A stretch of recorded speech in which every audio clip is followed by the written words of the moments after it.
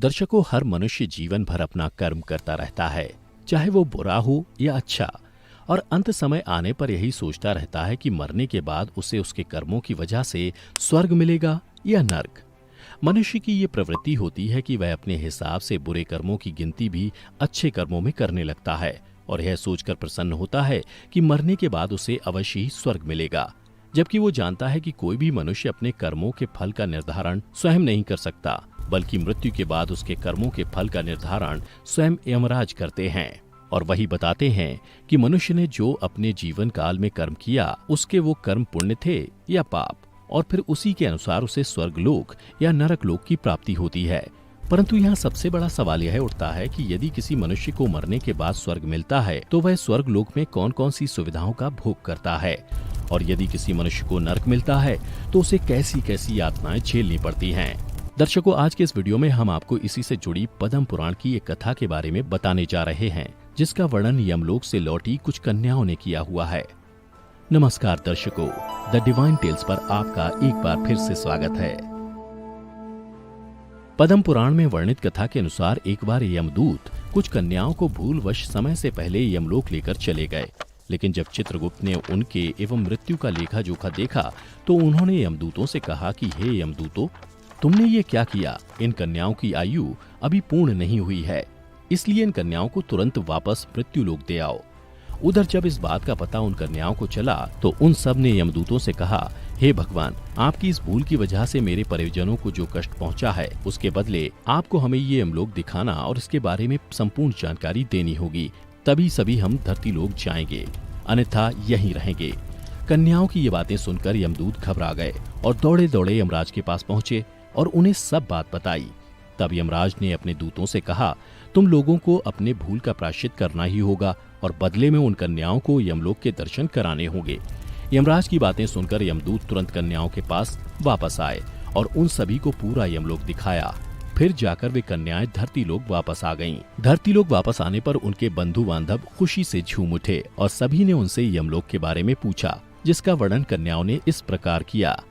कन्याओं ने कहा, यमलोक का वातावरण बड़ा ही घोर और भय उत्पन्न करने वाला है। वहाँ हमेशा सभी जीवों को विवश होकर जाना पड़ता है। गर्भ में रहने वाले अथवा बूढ़े स्त्री पुरुष या नपुंसक, सभी तरह के जीवों को वहाँ जाना होता है। वहाँ चित्रगुप्त अपने सहायकों के साथ मिलकर देहधारियों के शुभ और अशुभ फल का निर्धारण करते हैं। पृथ्वीलोक पर जो शुभ कर्म करने वाले कोमल हृदय तथा दयालु पुरुष हैं, वे सौम्य मार्ग से यमलोक जाते हैं। नान प्रकार के दान और व्रतों में संलग्न रहने वाले स्त्री पुरुषों से सूर्य नंदन यम की नगरी भरी है। माघ स्नान करने वाले लोग वहां विशेष रूप से शोभित होते हैं। धर्मराज उनका अधिक सम्मान करते हैं। वहां उनके लिए सब प्रकार की भोग सामग्री सुलभ होती है। माघ स्नान में मन लगाने वाले लोगों के सैकड़ों हजारों विचित्र विचित्र विमान वहां शोभा पाते हैं। इन पुण्यात्मा जीवों को विमान पर बैठकर आते देख सूर्य नंदन यम अपने आसन से उठकर खड़े हो जाते हैं और अपने पार्षदों के साथ जाकर उन सब की अगवानी करते हैं। फिर उन्हें विमान पर बैठाकर स्वर्ग को भेज देते हैं। स्वर्ग लोक की कहीं तुलना नहीं है, वो सब प्रकार के दिव्य भोगों से परिपूर्ण है। इस प्रकार उनकी अनुमति ले पुण्यात्मा स्वर्ग लोक में जाते हैं। वहीं जो क्रूरतापूर्ण कर्म करने वाले और दान न देने वाले पापी जीव हैं, उनकी आत्माएं यमराज के घर अत्यंत भयंकर दक्षिण मार्ग से जाती हैं। यमराज का नगर अनेक रूपों में स्थित है। उसका विस्तार चारों ओर 86,000 योजन में है। पुण्य कर्म करने वाले मनुष्यों को वह बहुत निकट सा जान पड़ता है, किंतु भयंकर मार्ग से जाने वाले पापी जीवों के लिए वह अत्यंत दूर है। वह मार्ग कहीं तो तीखे कांटों से भरा होता है तो कहीं रेत एवं कंकड़ों से, कहीं पत्थरों के ऐसे टुकड़े बिछे होते हैं जिनके किनारा छुरों के धार के समान तीखा होता है। कहीं बहुत दूर तक कीचड़ ही कीचड़ भरी रहती है। कहीं घातक अंकुर उगे होते हैं और कहीं कहीं लोहे की सुई के समान नुकीले कुशों से सारा मार्ग ढका होता है। इतना ही नहीं, कहीं रास्ते पर दहकते हुए अंगारे बिछे रहते हैं। ऐसे मार्ग से पापी जीवों को दुखित होकर जाना पड़ता है। इसके अलावा यह मार्ग कहीं तपी हुई शिला और कहीं हिम से वो मार्ग आच्छादित रहता है। कहीं ऐसी बालू भरी रहती है जिसमें चलने वाला जीव कंठ तक धंस जाता है और बालू कान के पास तक आ जाती है। कहीं गर्म जल और कहीं कंडों की आग से यमलोक का मार्ग व्याप्त रहता है। उन सब की पीड़ा सहते हुए पापी जीव की आत्माएं यमलोक में जाती हैं। कहीं तीखे अस्त्र शस्त्रों की वर्षा होती है जिससे उनके सारे शरीर में घाव हो जाते हैं। तत्पश्चात उनके ऊपर नमक मिले हुए पानी की मोटी धाराएं बरसाई जाती हैं। इस प्रकार कष्ट सहन करते हुए उन्हें जाना पड़ता है। कहीं अत्यंत ठंडी, कहीं रूखी और कहीं कठोर वायु का सब ओर से आघात सहते हुए पापी जीव सूखते और रोते हैं। इस प्रकार वह मार्ग बड़ा ही भयंकर है। यहाँ राह खर्च नहीं मिलता, कोई सहारा देने वाला नहीं रहता। वह सब ओर से दुर्गम और निर्जन है। वहाँ और कोई मार्ग आकार नहीं मिला है। वो बहुत बड़ा और आश्रय रहित है। वहाँ अंधकार ही अंधकार भरा रहता है। वो महान कष्टप्रद और सब प्रकार के दुखों का आश्रय है। ऐसे ही मार्ग से यम की आज्ञा का पालन करने वाले अत्यंत भयंकर यमदूतों द्वारा समस्त पाप परायण मूढ़ जीव बलपूर्वक लाए जाते हैं। ऐसे पापी जीवों की आत्माएं यमलोक में बंधु बांधवों से रहित होते हैं। वे शरीर से दुर्बल और भयभीत होते हैं तथा क्षुधा की आग से जलते रहते हैं। ऐसे जीवों की आत्माओं की बाहें पीठ की ओर घुमाकर बांध दी जाती हैं और उनके हाथों में कीलें ठोंक दी जाती हैं। साथ ही पैरों में बेड़ी भी पड़ी होती है। कुछ दूसरे जीवों के गले में रस्सी बांधकर उन्हें पशुओं की भांति घसीटा जाता है और वे अत्यंत दुख उठाते रहते हैं। कितने ही दुष्ट मनुष्यों की जिह्वा में रस्सी बांधकर उन्हें खींचा जाता है।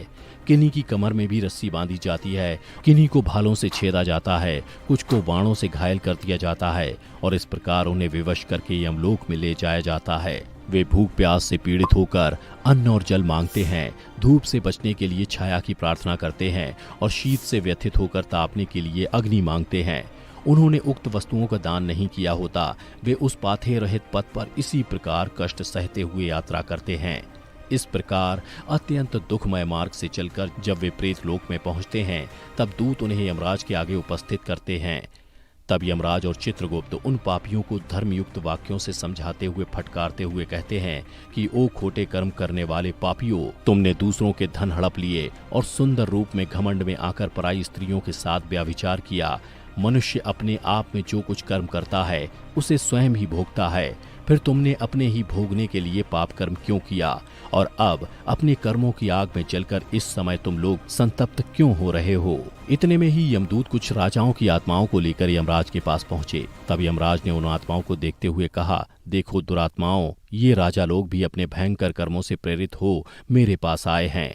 इन्हें अपनी खोटी बुद्धि और बल का बड़ा घमंड था।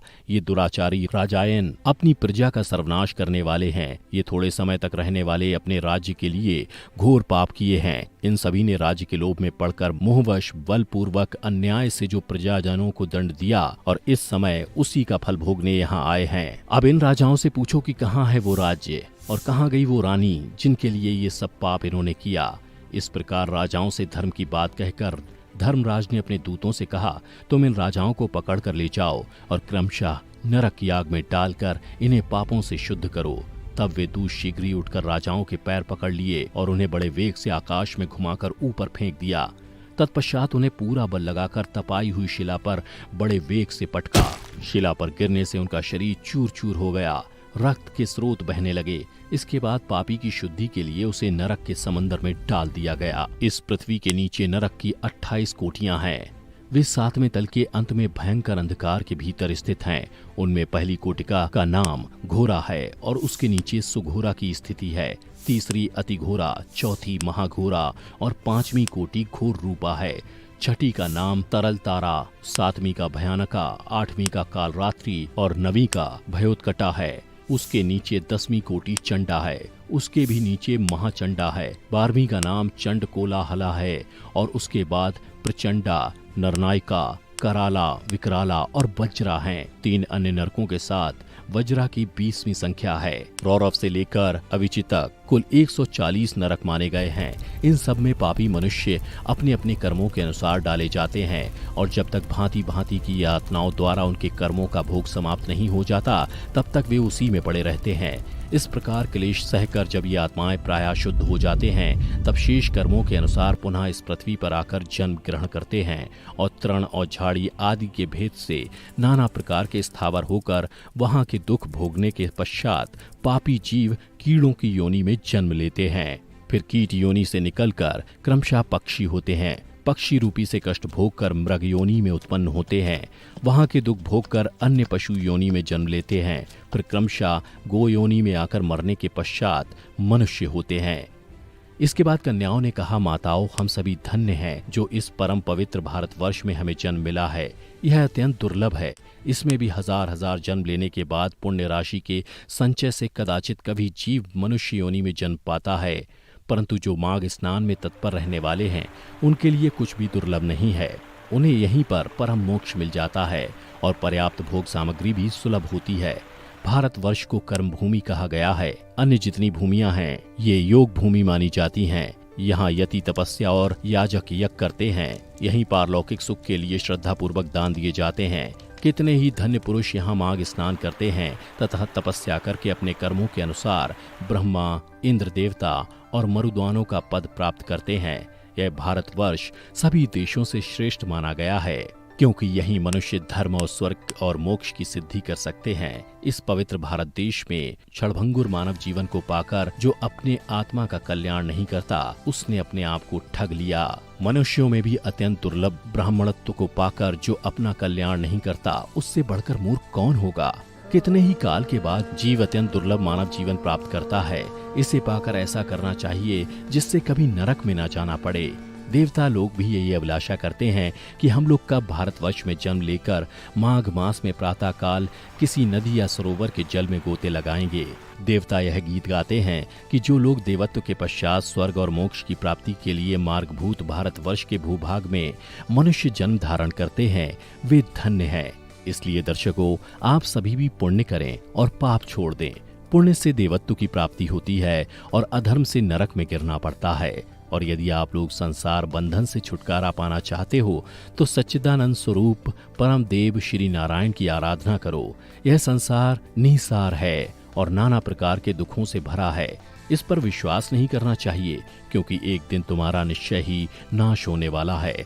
इसलिए सदा ही विष्णु की आराधना करते रहो और यही अंतिम मार्ग है आपको अपनी मुक्ति पाने का। तो दर्शकों, उम्मीद करता हूं कि आपको हमारी ये कथा पसंद आई होगी। अगर पसंद आई तो ज्यादा से ज्यादा लाइक और शेयर करें। साथ ही अगर आपने अभी तक हमारे चैनल को सब्सक्राइब नहीं किया है तो अभी सब्सक्राइब कर लें। आज की वीडियो में बस इतना ही। अब हमें दीजिए इजाजत। आपका बहुत बहुत शुक्रिया।